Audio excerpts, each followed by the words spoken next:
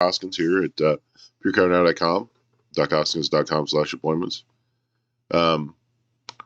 Yeah, I made a really nice video this morning on the motorcycle, but I forgot a new phone. Forgot that I had a new phone since the last time I made one, and I didn't hook up the microphone to my helmet microphone. So all you heard was the phone pickup, and that was kind of headache inducing. So sorry about that. If you watch that, I think only three or five people watched that before I took it down.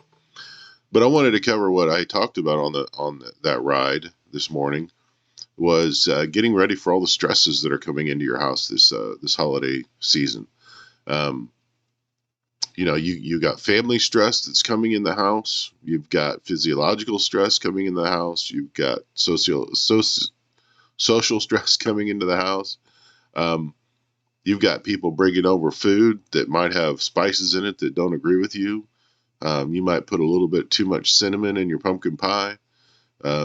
All kinds of things will cause you stress. Seeing that person you haven't seen for 10 years and all excited to see them, that's good stress. Getting some extra rest because you don't work on the Friday after Thanksgiving, that's a good stress. It's a change that we have to adapt to.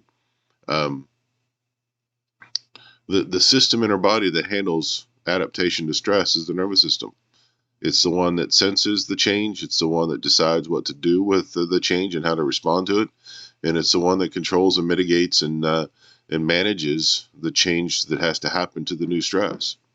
And if your nervous system isn't functioning properly, you're not going to adapt properly, and that's when things start to spiral out of control. I've been fortunate that I don't have any family stress. We love each other intensely, immensely, and dearly. And, my in-laws live with us and my son lives with us. So, that family unit is strong and steady. I love it when my other family comes to visit. But even in that situation, there is stress because we love to serve here in Bowling Springs. We love to serve. So we're going to have some of the students from Sherman that can't go home or don't have family. I'm going to have them come over and they're going to share meals with us. We've got other people in our church that don't have family in the area. They're new to the area that are going to come to our house and just spend time with us and get away from what they've developed as normal and just get a little break and spend time with some people that are just going to love on them. All that's good, but all that's stress. And if we don't have a nervous system that's ready to handle that, we're in deep doo-doo. So that's why you need chiropractic. That's why you need us to take care of you. That's why you need to get your friends and family and your neighbors and your enemies in to see us so that we can take care of them, so that that stress turns into good stress and that your body's best able to adapt to it and turn it into something that's constructive. The other thing I wanted to cover is, I don't know you noticed, but this pile or the hanging of these lanyards has grown.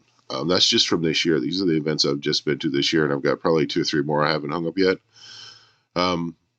That's my honor wall. It's an honor to be at these events. It's an honor to be at especially at the ICA, the International Chiropractic Association level, and the IFCO, International Federation of Chiropractors and Organizations level, where they have their events. I'm honored to be part of that, to help support them and also to teach at some of them. I'm also honored to be at some of the very specific technique gatherings in chiropractic. They think enough of what we do in Titronics and Pure Chiro Notes and who I am as a person, as a chiropractor, that they've invited me to partake in what they do and contribute, and also to teach. And other state associations have asked me to come and teach and grow the profession that way.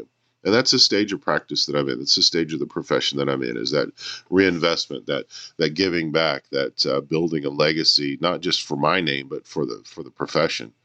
And so that's something that I try to tell everybody when they first start with me, is the reason our fees are so low is I'm going to be at conferences. I'm going to be at conventions. I'm going to be teaching. That's why you chose me, is because I have that kind of reputation and that kind of experience that other people are looking for. It's not bragging. It just is. I mean, anybody who's been doing something for 30 years ought to be good at what they do. That's not bragging. It's just what it ought to be. So that's what's going on. Unfortunately, October was every weekend, and one of those weekends was in Dallas, and that was a long trip. Fortunately, 2 of the weekends were in Atlanta, and that was a short trip. And extremely blessed that the last weekend was actually here in Spartanburg. But it does take time and focus away from the practice. And for that, I am sorry. I'm not asking for forgiveness because I don't think I did anything wrong, but I am sorry that my time in the practice had suffered. But like I said, that's part of the reasons why our fees are so low, because I know you're going to be gone and you know I'm going to be gone. And so we just need to pick up the pieces and go. And I need you to grab those people around you and bring them in with you. I'd really like to see Sam and Tom explode in the number of people they're taking care of. I'd really like to take care of a lot more people. And I'd really like this place to be busting at the seams. So we have to add more hours, we have to add more resources, we have to add more people. I would really like to add a person that their job is to run this office, not as a chiropractor, but all the other stuff we do.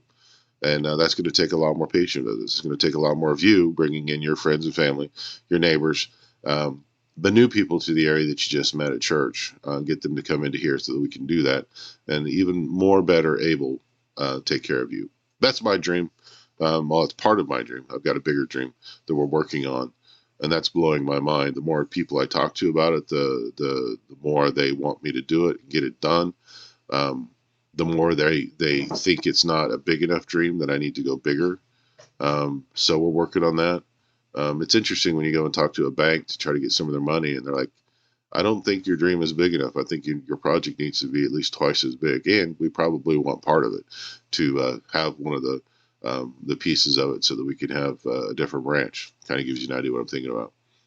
So anyway, I don't know what that looks like yet. I don't know where it's going to be, but it's definitely in the works. Got a lot of people bought in already. A lot of people interested in making it go forward. So now it's just time to push it forward. That's for next year, though. We're just going to gather more information over the holidays. We're going to just get people together and go forward. This last thing I wasn't planning on sharing with you, but it kind of fits in what I just talked about. I'm at this stage in my life. I've had it at least once before, twice before. Once was in when I was an undergrad. I remember at the end of my junior year, I went to my counselor and I said, Dr. Griffith, I just feel like I need to get out of this place. I just need to get out of the place. I know I got one more year left, but I just got to get out of this place. And he looked at me dead in the face. He goes, that's a good thing to feel right now. I'm like, what are you talking about? He goes, you can put up with one more year, get through senior year, graduate, and then you're ready to leave and not hang on and not hinder your progress in what you've been called to do with your life. So I thought that was a really good advice, and it helped me when I was a first degree black belt, testing and training for second degree, and then on to third degree. I was just ready for the next rank, but just wasn't quite time-wise ready yet. I just had that feeling, you know what?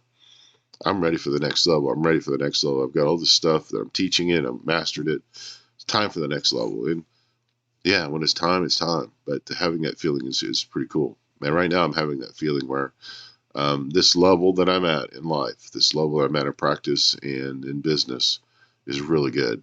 I've been blessed, and I'm very satisfied and content with where I'm at. But I have this feeling that there's another step that's coming, hopefully soon, maybe soon, don't know. But I'm excited about it, and I'm getting prepared for it. I'm sweeping up this level and cleaning up this level so that it is still very, very good to be at, because you don't leave levels, you just go on to the next one and still do the other stuff. So anyway, that's where I'm at. It is the 8th of November, so only got a couple more months till it's next year. Hopefully some of this stuff, this other stress we've been dealing with, will fade away and fly away too, but we'll see what happens. Love you guys. Come on in. See you soon. Bye-bye.